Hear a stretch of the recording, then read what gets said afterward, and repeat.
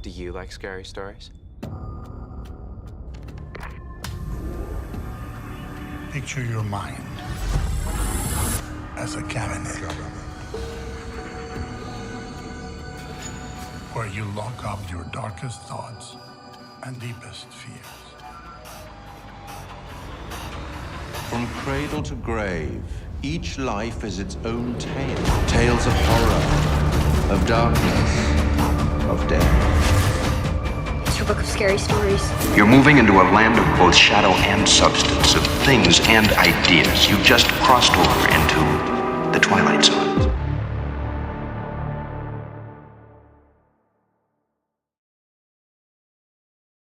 Horror.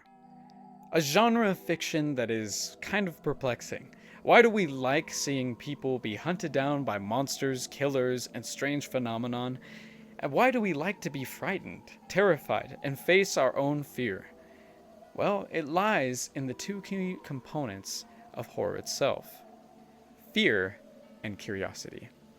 We often put in horror our own greatest fears.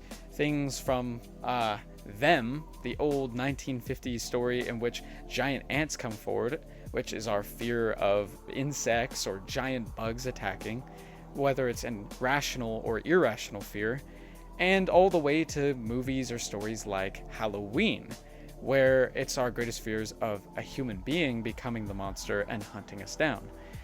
Fear is one of the key components of horror, but curiosity is the other part. We're curious about what could happen. There's something in horror that often pulls us in. It's a kind of lure that a fisherman uses on fish. We, the audience, are the fish. As for the lure, the hook itself is the premise of the horror story, while the bait is the question. This is where we're going to go into today, with horror anthologies. Horror anthologies, and anthologies in general, are a collection of stories. I'll even put a definition below from Webster's dictionary. But anthologies themselves are a collection of stories. I would have put close honorable mentions such as Love, Death, and Robots, or even my own anthology series, The Tales of the Verse, which I'd recommend watching if you really like anthology stories. But the problem is, there's only a few stories in both that are really horror. The rest are a collection of stories from different fantastical worlds. And in my personal series, The Tales of the Verse, it's a collection of worlds throughout all of the Transcendent worlds that I've made. But the thing is, they're not horror. Horror anthology focuses on different themes and premises. But first, what are some examples we can follow?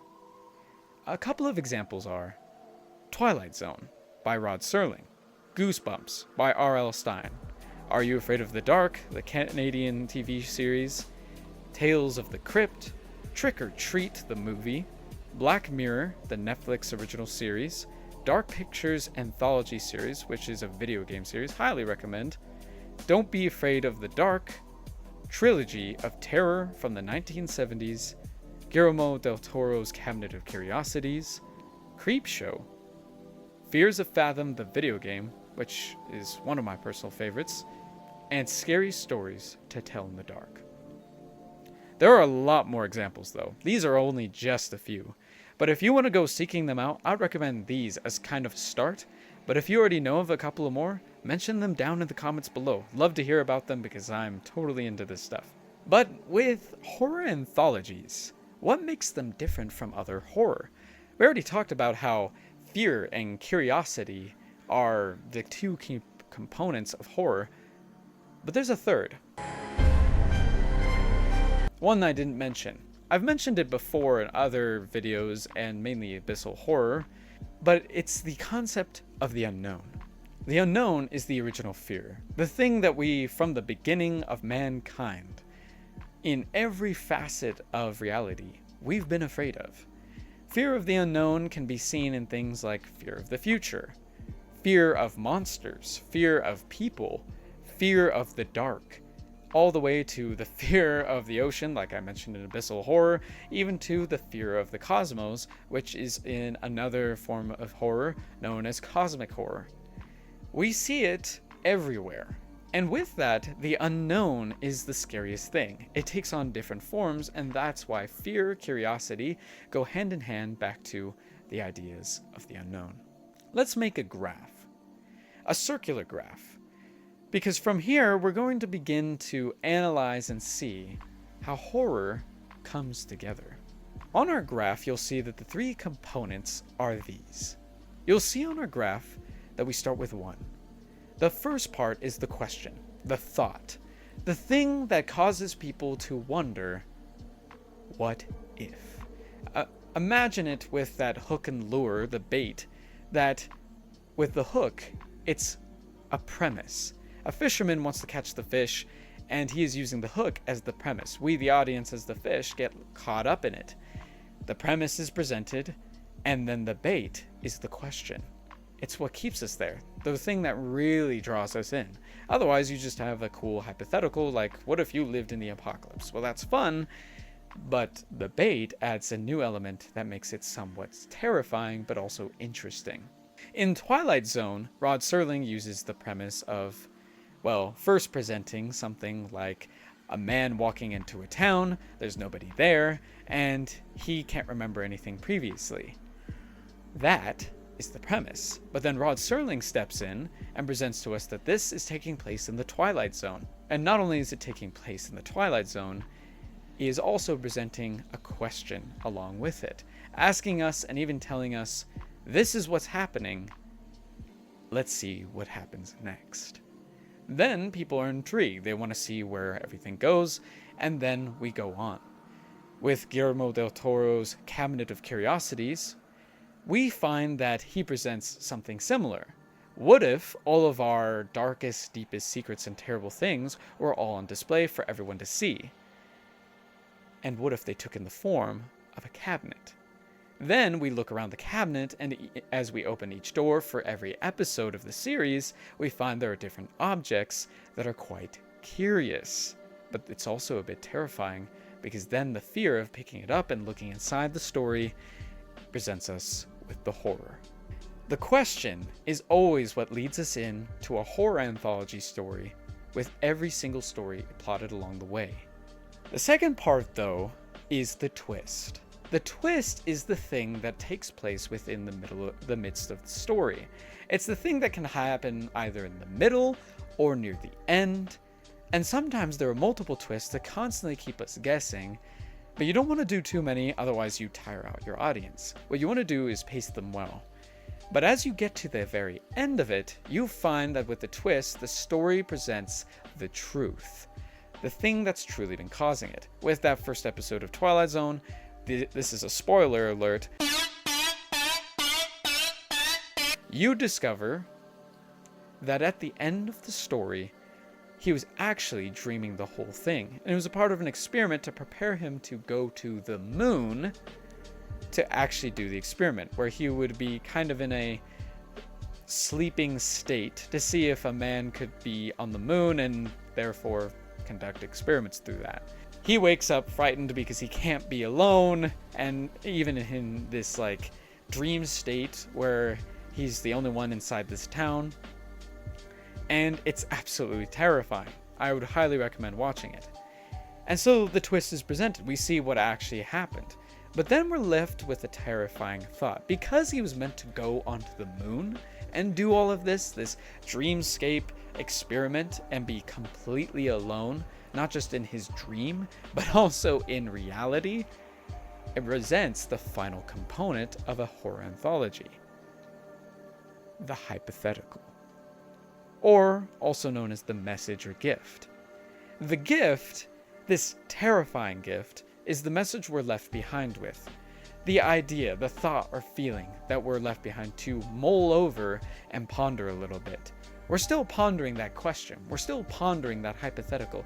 What if we were left on the moon, alone, isolated? Even at the end of the episode, we hear the words from one of the side characters mentioning that man was not meant to be left alone. And because of that, that's terrifying. That's an unknown we don't want to cross over. That's the horror. We see it in all of these stories that there's something with both a question presented, a twist made, and then a gift left with us that we're meant to mull over. That's the horror of horror anthologies. They give us the gift of thinking about it still. Every horror story does this essentially. But what makes this one unique and different is that horror anthologies do it so well and specific that they are not just leaving you something eerie, they are presenting a question. They are asking you, what would you do in this situation? How would you handle it? Would you survive? Would you cut and run? Or would you be curious enough to take the key and open the door? My friends, this is one of my favorite horror stories of all time. Short stories compiled together is one of the most wonderful things to ever dive into. With my own stories, I have been finding and discovering that horror is often well designed with the components that I presented to you today.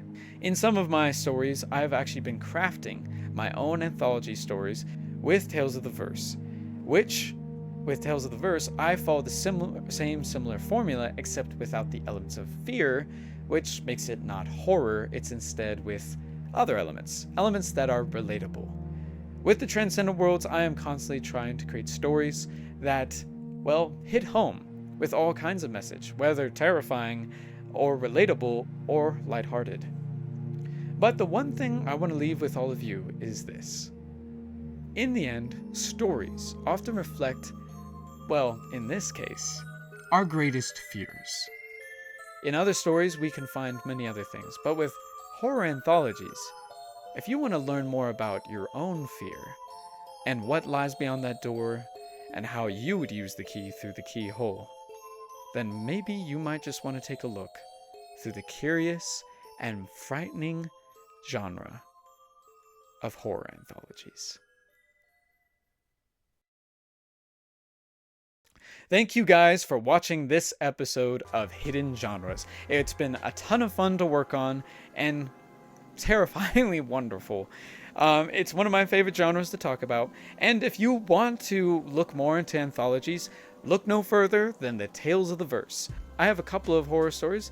If you want to know one about spring break and a terrible tragedy, look on the left. If you want to know one about a terrible dark wasteland, I would look on the right. With these two episodes, I would recommend watching them. They are some of my earlier works, so the stories are not as well sharpened as some of the stories I'm currently working on, but they're sure to make you feel a dark and frightening presence. As well, we're working on more projects for stories and videos, so look forward to those in the future. And as always, my friends, like, subscribe, and comment down below on your thoughts on this video and others if you want to see more genres like this or other stories that I'm working on or how to create stories. And as always, I'll see you on the other side of the gates.